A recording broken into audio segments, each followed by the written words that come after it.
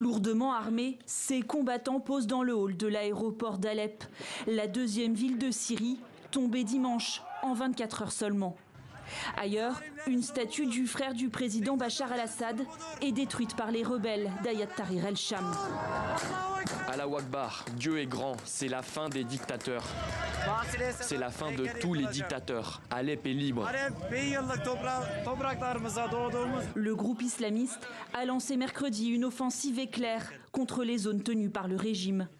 Ici, ces combattants se filment dans un palais qui appartiendrait au président syrien. Après Alep, d'autres villes pourraient suivre. Depuis mardi, les combats font rage plus au sud, aux portes de la ville de Hama.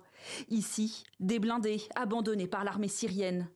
Pour protéger cette ville stratégique, le régime a envoyé des renforts. Épaulé par la Russie, il bombarde en parallèle le fief des rebelles. La province d'Idlib, devenue ces dernières années un vaste camp de déplacés. Ces populations ont fui dès 2011 la répression du régime de Bachar el-Assad.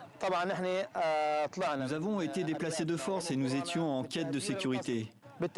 Nous sommes partis sous les avions de guerre, les bombardements et les tirs. Et nous sommes venus dans cette région en pensant qu'elle serait plus sûre.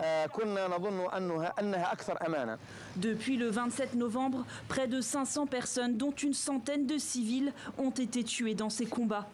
Des dizaines de milliers d'autres ont été déplacés dans les régions d'Idlib et du nord d'Alep.